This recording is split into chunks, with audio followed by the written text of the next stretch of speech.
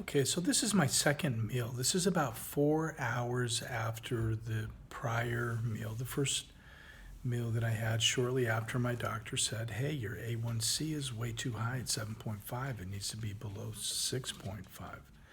So 4 hours later, here I am. I'm starting to get a little bit hungry. I just trained a little bit in jujitsu and I taught a kids class. And so, the next move here for me is to just kind of sit a little bit and just kind of breathe, drink a little water, keep myself hydrated.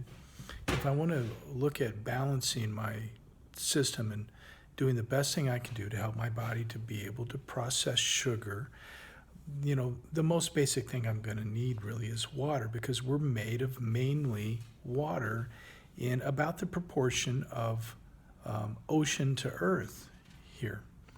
So that is kind of very, very important as a fundamental ingredient. So in getting ready to eat a meal here, what I have is a couple things that I picked up at Whole Foods. You can get stuff like this anywhere, but Olivia's Organics Power Greens, it's spinach and kale. So I'm going to eat a fair amount of kale, of all the different varieties of kale, spinach, all of the microgreens, everything that you find in the perimeter of the store as like the key ingredient to my experience. So I'm going to eat about half of this thing. Now the truth is that we can eat as much of this as we want, really.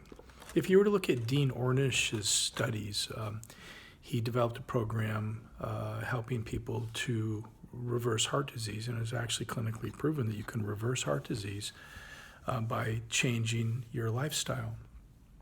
So eating, in his case, a non-fat diet. In his case, it was really vegetarian. Walking every day, doing meditation and yoga, talking and connecting with people. Those are pretty much the foundations of his program. People naturally lost about 20 pounds just by changing the way that they ate. They didn't try to eat less. In fact, he wrote a second book called Eat More, Weigh Less. And in that, you can eat as, they clearly demonstrated, you can eat as much of these type of greens as you want. You could eat a huge amount. Now, with this, I'm going to have some chicken. Now, I got this chicken at Whole Foods. It does have some mayonnaise in it. And I am generally going to try to avoid mayonnaise, but we do need a little bit of fat. And I'm going to have this. I'm going to have a few olives just so I make sure I have a little bit of extra fat in the equation, because I know from my own experience that if I don't get a little bit of fat, if I eat completely non-fat, my body has a hard time with that sort of plan. So I'm not really exactly on Dean Ornish's plan because I am having a little bit of fat. I also picked up at Whole Foods the chicken soup that they have. And the good thing about this chicken soup, if we were to look at the ingredients on this, it is chicken stock, chicken meat, carrots, onions, celery, sea salt, parsley, black pepper. Important in terms of what we're doing here is making sure that we're not eating noodles. Oftentimes there is some type of a noodle or some type of a grain type product of some sort in chicken soup. So it's important that we're not eating that. It's not going to help us.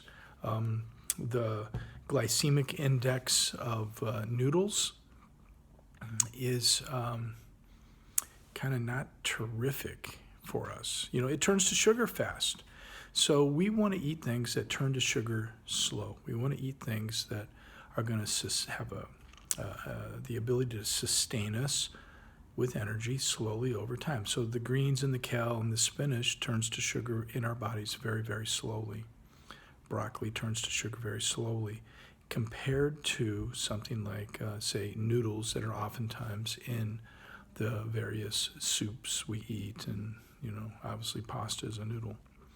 So this is what I'm having now. I'm going to have about 1 cup of this chicken soup.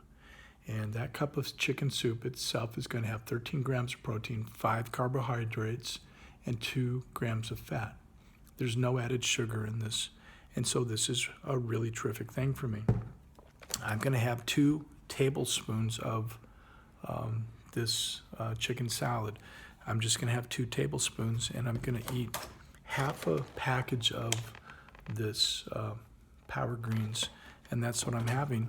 And then I'm going to have 3 olives. So that's my second meal after this interesting news. And, follow along. Let's see how this works out here. We'll do blood work again in about 6-7 weeks, and we'll see where I'm at. Okay. Talk to you later.